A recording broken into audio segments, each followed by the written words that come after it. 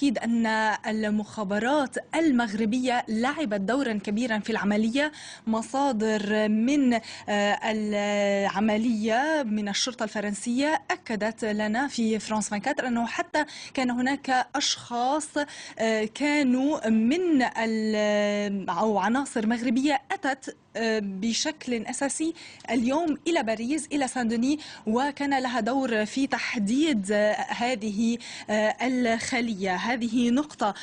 النقطة الثانية لها علاقة بأهداف هذه المجموعة الرابعة. بات من الواضح أنه كان هناك تخطيط لضرب أكثر من مكان، تحديدا حي لا ديفونس، هذا الحي المختص بالأعمال، وأيضا مطارات باريس. إذن كان هناك تخطيط حقيقي لضرب أيضا نقاط وشرايين حيوية أخرى في العاصمة الفرنسية وفي محيطها.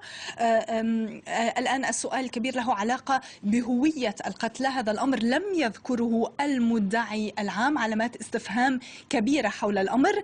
كانت هناك شهادة لافتة اليوم لرئيس وحدة المداهمة التي قامت بالعملية في سان دوني، هو تحدث إلى صحيفة لو فيغارو عندما سئل هل كان عبد الحميد أبا عود في هذه الشقة، قال من الممكن أن يكون هناك. نحن تلقينا معلومات من أجهزة استخباراتية أخرى عن احتمال وجوده، وهذا يرسم علامة استفهام حول هوية القتلى. أيضا جون ميشيل فوفيرغ إذن المسؤول عن هذه العملية أدلى بشهادة تفصيلية حكيم، أكد أنه 3 أشخاص كانوا في الداخل.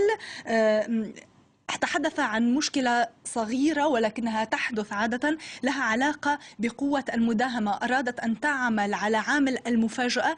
يبدو أنه الباب المسلح منع الأمر لأنه لم ينفتح بالسرعة المطلوبة، ذلك عند الساعة 24:20 صباحا، وهو ما أفسد عنصر المفاجأة على عناصر النخبة، وهو ما دفع بالمسلحين داخل الشقة إلى الاحتماء وراء الباب، ومن ثم يكمل بوصف دقيق وتفصيلي لكافة التقنيات التي استعملت اليوم. هو يخص بذكر أنه تم إرسال كلب مدرب على تقنيات الهجوم إلى الداخل.